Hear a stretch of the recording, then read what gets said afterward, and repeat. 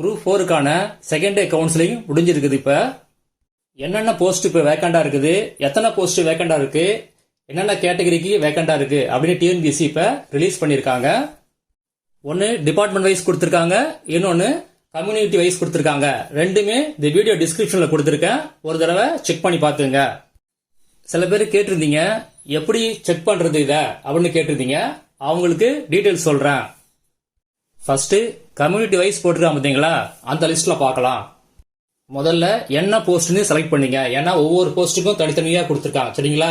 அதனால இப்ப என்ன போஸ்ட்னு பார்த்தேங்க. இப்ப எக்ஸாம்பிளுக்கு ஃபர்ஸ்ட் நம்ம விஓ போஸ்ட் பார்க்கலாம். ஃபர்ஸ்ட் கம்யூனிட்டியை செலக்ட் பண்ணிக்கணும். அதுக்கு முன்னால ஜெனரல் டர்ன் அதாவது ஜிடி பொது பிரிவு இதுல உங்க வேகன்சி எவ்வளவு அப்படின்னு முதல்ல செக் பண்ணிக்கங்க. இப்ப எக்ஸாம்பிளுக்கு இந்த முதல் போஸ்டை எடுத்துக்கலாம். இது ஜிடி அந்த கம்யூனிட்டியில வருது, அதாவது பொது பிரிவுல வருது. அடுத்தது கேட்டகரி, அது கேட்டகரி என்ன கொடுத்திருக்காங்க அப்படின்னா ஜீனு கொடுத்திருக்காங்க, அதாவது ஜெனரல் கேட்டகரி. இது வந்து மேல் ஃபீமேல் ரெண்டு பேருக்குமே காமனான கேட்டகரி. இந்த போஸ்டுக்கு பிஎஸ்எம் கிடையாது. இந்த கேட்டகரியில மொத்தம் 56 வேகன்சி இருந்துச்சு. இன்னைக்கு ஈவினிங்கோட 55 வேகன்சி ஃபில்லப் ஆயிடுச்சு. ஒரே ஒரு போஸ்ட் அவைலபிள் இருக்கு, அதாவது இந்த கேட்டகரிக்கு விஓல ஒரே ஒரு போஸ்ட் அவைலபிள் இருக்கு. அது நாளைக்கு முதல்ல இந்த கேட்டகரியில யார் இருக்காங்களோ அவங்களுக்கு இந்த போஸ்ட் கிடைக்கும். நீங்க முதல்ல இந்த ஜிடி கம்யூனிட்டியில வர்ற எல்லாத்தையும் செக் பண்ணுங்க. அதாவது உங்க கேட்டகரி என்னென்ன வருதோ, அதாவது women, DW, PWD, ex serviceman, இதுல எத்தனை பேர் வராங்களோ அத்தனை பேருமே என்னென்ன கேட்டகரி வித் பிஎஸ்எம் இருக்கா இல்லையா அப்படின்னு ஒவ்வொன்னா செக் பண்ணிட்டு உங்க போஸ்ட நீங்க எத்தனை வேகன்சி இருக்கு நாளைக்கு அப்படின்னு நீங்க செக் பண்ண முடியும்.